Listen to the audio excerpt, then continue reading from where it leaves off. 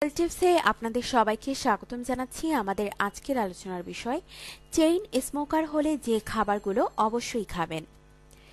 Cigarette ছাড়া যদি এক মুহূর্ত না চলে তাহলে আপনার উচিত এমন কিছু খাবার খাদ্য তালিকায় যোগ করা যা ম্যাজিকের মতো কাজ করবে, সিগারেটের পার্শ্ব প্রতিক্রিয়াকে বিনাশ করে শরীরকে অনেকটা সতেজ করে তুলবে।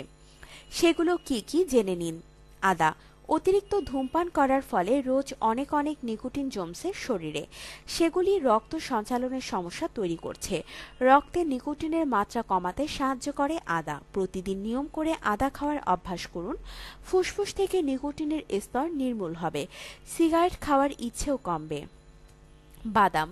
অতিরিক্ত ধূমপান আমাদের শরীরে উপস্থিত রক্তনালীকে সংকুচিত করে। বাদাম রক্ত সঞ্চালন স্বাভাবিক রাখতে সাহায্য করে। ধূমপানের ফলে হৃদয়ের যে ক্ষতি হয় তা থেকেও রক্ষা করে বাদাম। পালং শাক। ধূমপান ঘুম নষ্ট করে, নিয়মিত পালং শাক খেলে সেই ঘাটতি মিটবে। লেবু। সিগারেট খেলে ত্বকের ক্ষতি হয়, রোগ প্রতিরোধ ক্ষমতা কমতে থাকে। যে কোনো লেবু যেমন মৌসাম্বি, কমলা লেবু, পাতিলেবু ডায়েটে রাখুন। লেবু ভিটামিন তে ভরপুর। লেবু ভিটামিন তে ভরপুর, ফলে লেবু খেলে রোগ প্রতিরোধ ক্ষমতা বাড়ে, ত্বকেরও তেমন ক্ষতি হতে দেয় না। বেদানা। হৃদয়ের স্পন্দন বাড়ায় ধূমপান, ফলে রক্তচাপ বাড়ে ও রক্তে অক্সিজেনের মাত্রা কমে। নিয়মিত বেদানা খেলে ব্লাড কাউন্ট বাড়ে, রক্ত সঞ্চালনে সাহায্য করে। গাজর।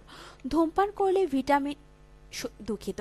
ধূমপান করলে শরীরে ভিটামিন এ এবং ভিটামিন এর মাত্রা কমে যায়, স্নায়ু, মস্তিষ্ক ও রক্ত সঞ্চালনের ক্ষতি করে। গাজর খেলে শরীরে কমতে থাকা ভিটামিন এ এবং ভিটামিন সঠিক মাত্রায় কমে আসে।